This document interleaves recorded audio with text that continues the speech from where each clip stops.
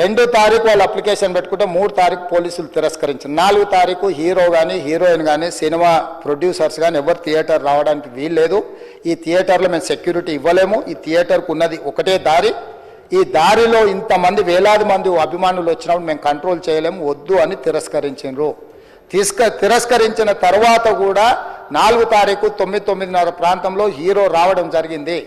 రావడం కారులో వచ్చి థియేటర్లో పోయి సినిమా తెచ్చి మళ్ళీ కారులో వెళ్ళిపోతే పెద్దగా ఇంత ఇబ్బంది జరుగుతుండేనేమో లేదో నాకు తెలియదు.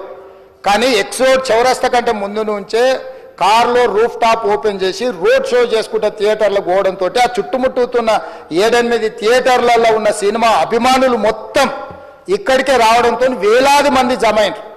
ఆ గేట్ ఒక్కసారి హీరో కారు లోపలికి పంపించడానికి ఆ ఉన్న గేటు తెరవడంతో వేలాది మంది ఒక్కటేసారి ఉప్పెనలాకి వచ్చారు. ఆ ఉప్పెనలో చనిపోయిన రేవతి, ఆమె కొడుకు, భార్య, భర్త, కూతురు వాళ్ళు అలాగైపోయి కొడుకు తల్లి ఒక పక్కన పోయి ఆ జనాల నుంచి తప్పించుకొని టికెట్ చేసుకొని ఆ తొక్కిసలాటలు హీరోను థియేటర్ లోపలికి తీసుకుపోవాలనుకున్న టైంకి అతను బండి మీద రోడ్ షో చేసి దిగేటప్పటికి వేలాది మంది హీరోను కలవడానికి చొచ్చుకొచ్చారు ముందుకు.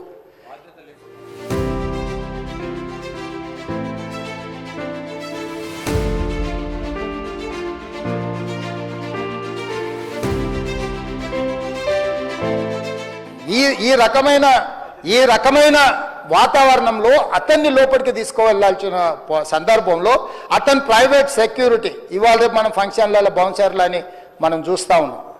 50-60 మంది సరిగ్గా లెక్క తెలియదు, 50-60 అని అంటున్నారు, నెంబర్ 4 ఎక్కువ తక్కువ. ఆ బౌన్సర్లు అందరు మీదికి వచ్చే అందరు అభిమానులను విపరీతంగా అడ్డంగా ఎట్ల పడితే అట్లా తోయడంతో అటు నుంచి అభిమానులు హీరోని చూడాలి, కలవాలని ఒకవైపు నుంచి వాళ్ళని హీరో దగ్గరికే రానియొద్దని ఆయన ప్రైవేట్ సెక్యూరిటీ వెనక్కి నెట్టడం వల్ల ఈ తొక్కిసలాటలో హీరో థియేటర్కి వెళ్ళి లోపలికి వెళ్ళి చూసినాక పోలీసులు ఈ మొత్తం క్రౌడ్ని ఈ మొత్తం అక్కడ ఉన్న జమైన జనాలను అందరిని కూడా తీస్తే ఒక తల్లి కొడుకు అక్కడ శవాలుగా పడి ఉన్నారు. ఆ తల్లి అంత తొక్కిసలాటలు కూడా నేను ఆ వీడియో చూసిన ఆ తల్లి లోపలికి వచ్చినప్పుడు కొడుకు చేయి పట్టుకొని ఎంత జాగ్రత్తగా కొడుకుని తీసుకొని వస్తుందో తల్లి ప్రేమ ఎట్లుంటుందో అక్కడ నాకు చూసి నాకు అర్థమైంది. ఆ శవాలుగా మారిన తల్లి కొడుకు చెయ్యి ఇడవలే అధ్యక్ష, అట్లే చెయ్యి బిగ్గర పట్టుకొని పోలీసు వెళ్ళి చూస్తే ఆ తల్లి ఆ పిల్లగాడు ఆ తల్లి ఆ చెయ్యి వదలకుంటే కన్నబిడ్డను పట్టుకుని తల్లి చచ్చిపోయింది అధ్యక్ష. అట్లాంటి సిచ్యువేషన్లో పోలీసులు తల్లిని కొడుకుని హాస్పిటల్కి అక్కడ ఫస్ట్ ఎయిడ్ ట్రీట్మెంట్ చేసిండ్రు. పోలీసులు ఏం డాక్టర్లు కాదు, హుటాహుటిన తరలించిండ్రు. హాస్పిటల్కి వెళ్ళిన తర్వాత తల్లి చచ్చిపోయింది, పిల్లోడు కోమాలు ఉండు. ఆల్మోస్ట్ పోలీసులు పిల్లవాడు కూడా చచ్చిపోయింది అనుకున్నారు. బ్రెయిన్ డెడ్ అయింది, ఆక్సిజన్ అందక ఆ అబ్బాయికి. సో ఆ సిచ్యువేషన్లో వెనక్కి పోలీసులు వచ్చి హీరో గారికి విషయాన్ని తెలియజేసి హీరో గారు వెళ్ళిపోతే హీరో ఎందుకు వెళ్ళిపోవాలనుకుంటారు పోలీసులు అంటే ఇంకా వేలాది మంది అభిమానులు అక్కడనే ఉన్నారు.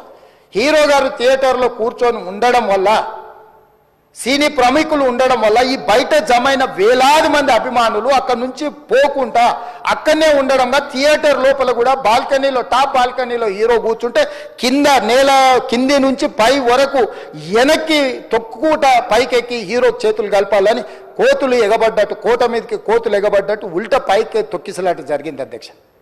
థియేటర్ వాళ్ళు పోలీసులను హీరో దగ్గరికి వెళ్ళి చెప్పడానికి కూడా అనుమతి ఇవ్వకుండా థియేటర్ వాళ్ళు పోలీసులను బ్లాక్ చేశారు అధ్యక్ష. ఎప్పుడైతే హాస్పిటల్లో తల్లి చచ్చిపోయిన పిల్లగాడు కూడా ఆల్మోస్ట్ చావు నోట్లో ఉన్నాడు అని తెలిసి పోలీసులు వచ్చి ఏసీపీ వెళ్ళి చెప్పడానికి పోతే థియేటర్ సిబ్బంది లేదు హీరో దగ్గరికి వెళ్ళడానికే వీళ్ళేదని చాలాసేపు పోలీసులను కూడా హీరో దగ్గరికి పోనీయలేదు అధ్యక్ష వాళ్ళ ప్రైవేట్ వీళ్ళు. చివరికి ఏసీపీ కోపం వచ్చేసి మిమ్మల్ని అందరిని తీసి లోపల వేయాల్సి వస్తుందని చెప్పిపోయి హీరోకు ఏసీపీ క్లియర్గా ఇద్దరు చనిపోయినరు, మీరు ఇక్కడ కూర్చుంటే థియేటర్లోనగా థియేటర్ బయట ఉన్న వేలాది మంది ఈ సినీ అభిమానులను మేము కంట్రోల్ చేయలేకపోతున్నాం, ల్యాండ్ ఆర్డరు శాంతి భద్రతలు చేయి దాటిపోయినాయి, మేము లాఠీ చార్జ్ చేయాల్సిన పరిస్థితి ఉంది, మీరు దయచేసి వెళ్ళిపోండి, వచ్చిండ్రు చూసిన కదా వెళ్ళిపోండి అంటే లేదు నేను సినిమా అయిపోయే వరకు ఇట్లే కూర్చుంటానని పోలీసులతో చెప్పిండని సిటీ కమిషనర్ నాకు చెప్పడం జరిగింది అధ్యక్ష. అదేవిధంగా ఇంకా కంట్రోల్ కాకపోవడంతో అప్పుడు డీసీపీ పై అధికార రంగంలో దిగి వాళ్ళ అందరినీ లోపల వాళ్ళ ఎంబడున్న అడ్డుకుంటున్న వాళ్ళను పోలీసులతో జరిపించి చక్కగా డీసీపీ పోయి హీరో గారికి బయట చనిపోయినరు, పరిస్థితి చాలా గందరగోళంగా ఉన్నది, మీరు ఇక్కడ నుంచి కదలాల్సిందే లేకపోతే మిమ్మల్ని పోలీస్ స్టేషన్కు తీసుకెళ్లాల్సిన పరిస్థితి వస్తుంది, మీరు ఇక్కడ నుంచి కదలాల్సిందే అని బలవంతంగా అతన్ని సినిమా మధ్యలో 12 గంటల సమయంలో రాత్రి 12 గంటల సమయం అట్టిగా ఆ సమయంలో అతను తీసుకొచ్చి బండెక్కిస్తే మళ్ళీ అతను రూఫ్ టాప్ ఓపెన్ చేసి మళ్ళీ చేతులు ఊపుకుంటూ రోడ్ షో చేసుకుంటూ, అంటే తల్లి చనిపోయి పిల్లగాడు చావు బతుకుల మధ్యలో ఉన్నాడు, మీరు వెళ్ళండి అని వెనక్కి పంపిస్తే కూడా మళ్ళీ కారులో రూఫ్ టాప్ ఓపెన్ చేసి చేతులు ఊపుకుంటా అభిమానులను సంతోషపెట్టుకుంటా రోడ్ షో చేసుకుంటా అతను వెళ్ళిపోయింది అధ్యక్ష. పోలీసులు కేసు చేసిరు. కేసు మీద థియేటర్కి సంబంధించిన కొంతమందిని అరెస్టు చేసిరు. అరెస్టు చేసి 10-11 రోజుల తర్వాత పోలీసు హీరో గారింటికి వెళ్ళిండ్రు. మీరు కూడా కేసులో A11 మీ మీద కేసు ఉందని చెప్పడానికి పోలీసులతో దురుసుగా ప్రవర్తించిండు. మీరు ఆ వీడియోలన్నీ కూడా చూసిండ్రు. ఆ పరిస్థితిలో చట్టాన్ని అమలు చేసే పోలీసులు ఆల్రెడీ ప్రాణాలు పోయినాయి. ఒక నిరుపేద తల్లి చనిపోయింది, కొడుకు చావు బతుకుల మధ్యలో ఉన్నాడు. ఆ రోజు కోర్టుల కేసులు కూడా వస్తున్నాయి. కోర్టుకు కూడా మీరు విచారణలు ఏం చేసిండ్రని కోర్టుకు కూడా పోలీసులు జవాబు చెప్పాల్సిన పరిస్థితి ఉండే అధ్యక్ష. దాంతో మాట్లాడితే వాళ్ళు చాలా బాధ్యతారహితంగా సమాధానాలు ఇచ్చారని మా పోలీస్ సిబ్బంది చెప్తున్నారు. దాంతోనే అతన్ని పోలీస్ స్టేషన్ తీసుకెళ్లారు అధ్యక్ష.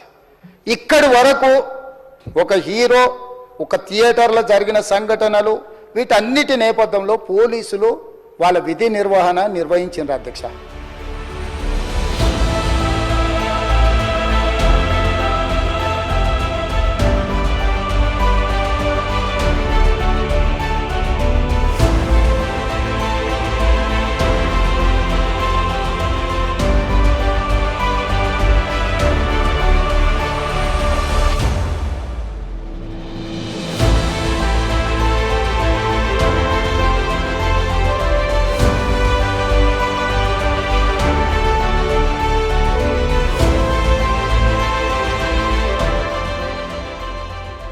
నెలకు 30,000 జీతంతో పనిచేసి ఒక ప్రైవేటు చిన్న దాంట్లో ఉద్యోగం చేసుకునే తండ్రి తన కొడుకు ఆయన అభిమానాన్ని కుటుంబము 12,000 రూపాయలు, 3,000కు ఒక టికెట్ 12,000 రూపాయలు పెట్టి సినిమా థియేటర్కి వెళ్తే థియేటర్లో చనిపోతే చనిపోయిన 11వ రోజు వరకు వీళ్ళు ఎవరు హీరో కానీ ప్రొడ్యూసర్ కానీ ఎవరు కానీ ఆ కుటుంబాన్ని, చనిపోయిన కుటుంబాన్ని కానీ హాస్పిటల్లో చావు బతుకుల మధ్యలో ఉన్న పిల్లవాడిని పరామర్శించడానికి కూడా పోలేదు అధ్యక్ష. ఇది ఏ రకమైన మానవత్వం అధ్యక్ష? నాకు అర్థం కాలే. ఇలాంటి మానవత్వం లేకుండా వ్యవహరించిన వాళ్ళను పోలీసులు విధి నిర్వహణలో భాగంగా పోలీస్ స్టేషన్కు తీసుకెళ్తే అతను భగవత్ స్వరూపుడు, అసలు అతన్ని పోలీసులు ముట్టుకుంటారా? అసలు ఈ రాష్ట్రం ఏమైపోతుంది? రాష్ట్రం ఉంటుందా? ఈ రకంగా రాజకీయ పార్టీలు అధ్యక్ష, రాజకీయ పార్టీలు ప్రజాప్రతినిధులుగా చనిపోయిన ప్రాణాల విలువ లేకుండా చావుకు కారణమైన ప్రత్యక్షంగా పరోక్షంగా అయిన వాళ్ళని పోలీస్ స్టేషన్కు విచారించడానికి పిలిస్తే కూడా అది కూడా తప్పుపట్టి ప్రభుత్వాన్ని బద్నాం చేయాలి, ముఖ్యమంత్రిని తిట్టాలని ఎంత నీచమైన భాష వాడింది అధ్యక్ష. యూట్యూబ్లలో మీరు చూడండి. నాకేముంటుంది అధ్యక్ష? ఏంది ఆ సినిమాకు స్పెషల్ రిలాక్సేషన్స్ ఇచ్చి ఇవాళ సినిమా ఏదైతే వ్యాపారం చేసిందో సినీ పరిశ్రమను ప్రోత్సహించాలని మొదటి వారం అత్యధికంగా సినిమా ధరలతో టికెట్లు అమ్ముకోవడానికి, స్పెషల్ షోలు వేసుకోవడానికి, బెనిఫిట్ షోలు వేసుకోవడానికి ప్రత్యేకమైన అనుమతులు ఇచ్చింది నా ప్రభుత్వమే కదా, మా ప్రభుత్వమే అధ్యక్ష. సినీ పరిశ్రమను ప్రోత్సహించాలనే మా విధానం. ప్రోత్సహించే క్రమంలో తెలంగాణ ప్రజల ప్రాణాలను తీసుకోమనే, ప్రాణాలు తీసుకుంటే కూడా వాళ్ళని ఏమనొద్దానంటే మీరు లా చేయండి అధ్యక్ష. మరి స్టేట్కు లా అథారిటీ ఉందో లేదో నాకు తెలియదు, కానీ star, film star, super stars or political stars is having some special privilege. If they murdered anyone also, we need not to prosecute or otherwise we need not to book any case against these personalities అని మనం మీరు చట్టం చేస్తా అంటే సినీ ప్రముఖులకు కానీ రాజకీయ ప్రముఖులకు కానీ స్టార్లని ఫీల్ అయ్యే వాళ్ళ పట్ల ప్రత్యేకమైన చట్టం ఉంటుంది. వాళ్ళ మీద కేసులు పెట్టొద్దని మీరు ఏమైనా చట్టం చేస్తే ఆ చట్టం అమలు చేస్తాం అధ్యక్ష. ఈ రోజున్న డాక్టర్ బాబాసాహెబ్ అంబేద్కర్ ఇచ్చిన చట్టం ప్రకారము దీనికి కారణమైన వాళ్ళను, ప్రత్యక్షంగా పరోక్షంగా కారణమైన వాళ్ళందరి మీద కేసులు కట్టి పోలీసులు విచారణ చేయాల్సిందే, బాధితులను శిక్షించాల్సిందే అధ్యక్ష. సో ఈరోజు ఆ కుటుంబాన్ని ఆదుకోవడానికి ఈ రోజు కూడా ఆర్థికపరమైన విషయాల్లో కానీ దీంట్లో కానీ వాళ్ళు ఎవరు పెద్దగా ఆసక్తి, కనీసం సినిమా వాళ్ళు ఒక్కరోజు అతను పొయ్యి వస్తే సినీ ప్రముఖులందరూ అతని ఇంటికి వెళ్ళి అతనికి మొత్తం ఏదో కాళ్ళు చేతులు యాక్సిడెంట్లో పోయినట్టు కన్నీళ్లు గారుస్తారు. ఈ సినీ ప్రముఖులు ఒక్కరైనా హాస్పిటల్ పోయినరా అధ్యక్ష? నేను సూటిగా తమ ద్వారా సినీ ప్రముఖులను నేను అడుగుతున్నా అధ్యక్ష. తల్లి చనిపోయి 9 సంవత్సరాల పిల్లగాడు బ్రెయిన్ డెడ్ అయ్యి ఆక్సిజన్ అందక 20 రోజుల నుంచి హాస్పిటల్లో కోమాలో ఉంటే ఈ సినీ ప్రముఖులు ఒక్క రోజు కోసం పోలీస్ స్టేషన్ పోయిన ఇంటికాడ క్యూ కట్టి ప్రభుత్వాన్ని తిడుతుండ్రు, నన్ను తిడుతురు, అతన్ని పరామర్శిస్తున్నారు. ఏమైంది అధ్యక్ష? అతను కాలు పోయిందా, కన్ను పోయిందా, చేయి పోయిందా, ఏమైనా కిడ్నీలు దెబ్బతిన్నా, ఏమైంది? అతన్ని ఇంతమంది సినీ ప్రముఖులు పరామర్శించారు, కలిసిండ్రు, అభినందించారు. కానీ ఆ పిల్లగాన్ని కనీసమన్న పరామర్శించడానికి సినీ ప్రముఖులు ముందుకు రాలేదంటే సినిమా ఇండస్ట్రీలో ఉన్న ప్రముఖులు ఏం ఆలోచన చేస్తుండ్రో, ఏం కోరుకుంటుండ్రో నాకైతే తెలియదు. 100% जो भी अकबरुद्दीन ओवैसी साहब ने जो मुद्दा उठाए, वो मुद्दा के लिए मैं ये बात कह रहा हूँ, सचमुच बोल रहा हूँ, ये शर्म की बात है। मगर किसी का हत्या होने के बाद, किसी का जान बचाने के बाद, किसी का जान लेने के बाद आज स्पेशल प्रिविलेज मांगे तो ये सरकार में नहीं मिलने वाले।